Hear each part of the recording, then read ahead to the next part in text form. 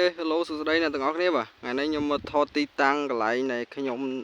រៀបចំធ្វើកូនកស៊ូថ្មីតាំងនេះគឺធំទលាបងប្អូនទាំងអស់គ្នាបាទហើយគឺខ្ញុំច្រកនេះគឺច្រើនគូសំដែរបាទនេះគឺក្រុមបងគាត់មកច្រកមួយថ្ងៃគឺបាន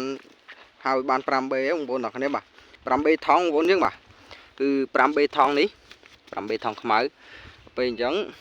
វាបានគូសំដែរបានវែងដែរបងប្អូនទាំងអស់គ្នាបាទគឺទៅដល់នោះហើយថតរាំងងឹតទេបងប្អូនយើងបាទព្រោះឲ្យវាថ្ងៃចាំងពេកខ្ញុំថតពេលថ្ងៃអញ្ចឹងវារាំងចាំងអញ្ចឹងបងប្អូនយើងបើរាំងល្ងាចវារាំងមើលច្បាស់តែវារាំងងឹតវិញពេលអញ្ចឹងវារាំងចាំងឃើញបងប្អូនអរគ្នាបាទអត់ទៅដល់កន្លែងមលប់នោះទេណាបងប្អូនយើងបាទកុំតិចថាធ្វើដល់កន្លែងមលប់ខ្ញុំធ្វើដល់កន្លែងមលប់ទេខ្លាចវាអន់អញ្ចឹងបងប្អូនយើងបាទហើយខាងនេះអីគឺក៏ត្រូវកាប់ដែរខាងនេះក៏ត្រូវកាប់ដែរបងប្អូនអរគ្នាតែគ្រាន់ថាយើងកាប់មកកណាត់នេះ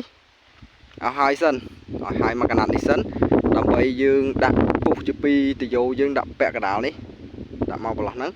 យើងចែកជាពីសយោសាច់អញ្ចឹងបងប្អូនយើងបាទឲ្យវាល្អបើយើងដាក់ប្រហូតហ្មងគឺតយោទឹករត់អត់រួចទេបងប្អូនយើងបាទហើយនោះកន្លែងទីតាំងដែលយើងដាក់ម៉ាស៊ីនគឺនៅឯនោះនៅជាកន្លែងស្វាយនោះបងប្អូនយើងបាទយើងដាក់ទួលឯនោះវិញគឺវារាំងឆ្ងាយគូសំដែរបងប្អូនយើងបាទកន្លែងទីតាំងម៉ាស៊ីនរបស់យើងហើយហ្នឹងហើយបងប្អូនយើងបាទទស្សនាមើលលេងទៅវីដេអូនេះចែកលេខអីទេគឺមកថតពីហើយអត់បានសកម្មភាពអីទេព្រោះអីថ្ងៃហ្នឹងបងគាត់បានមកធ្វើឲ្យទេបាទបងគាត់តម្លៃថាមេឃភ្លៀងអញ្ចឹងហើយទឹកលិចដល់ពេលអញ្ចឹងអត់បានមកធ្វើទេហើយនេះហើយគឺម្សិលមិញគាត់មកកាប់ដោយសារតែ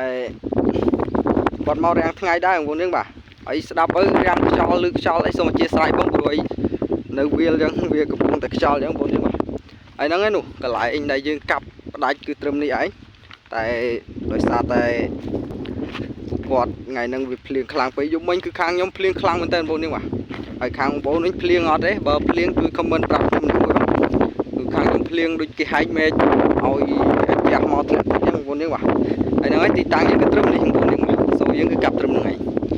ហើយកូនឬកស៊ូឬឈើឬស្វាយនេះដល់ពេលកាប់ទៅគាត់រឹសចេញអត់មានច្រកទាំងយ៉ាងសម្អេមសម្មាមទេបងប្អូនយើងបាទគឺរឹសចេញឲ្យស្អាតតែម្ដងហើយមកដល់ខាងនេះគឺខាងនោះគឺអ៊ំគាត់ដាំដែកដីដាំពោតហើយដល់ពេលអញ្ចឹងយើងអាចកាប់ដល់ទេយើងកាប់ខាងនេះវិញខាងនេះគឺយើងកាប់វែងមកដល់ខាងនេះយើងកាប់ខ្លីអញ្ចឹងបងប្អូនយើងបាទហ្នឹងហើយបងប្អូនយើងបាទវីដេអូហ្នឹងអត់មានអីច្រើនទេគឺមានតែប៉ុណ្្នឹងទេបាទហើយបើសិនជាស្រឡាញ់ចូលចិត្តកុំភ្លេចជួយ like subscribe channel ខ្ញុំម្នាក់មួយផងបើក្នុង TikTok កុំភ្លេចជួយ copy និង follow ម្នាក់មួយផងបងប្អូនយើងបាទកុំភ្លេចឲ្យបេះដូងផង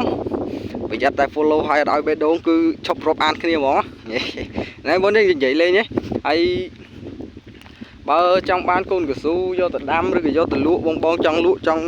បានចង់រកស៊ីខាងហ្នឹងអីអាចតាក់ទងមកសាកសួរបានបាទ Telegram ចាំបងដាក់ link ខាងក្រោម caption ឲ្យហើយបងអាចតាក់ទងមកបានសាកសួរលេងទៅបងចង់រកស៊ីខាងកូនកស៊ូឬក៏ចង់យកទៅដាំផ្ទាល់ខ្លួនក៏បានដែរតម្លៃល្អតម្លៃពិសេសបងប្អូនយើងបាទហ្នឹងអរគុណច្រើនបាយបាយជម្រាបលាជួបគ្នាវីដេអូក្រោយបងប្អូនយើងបាទ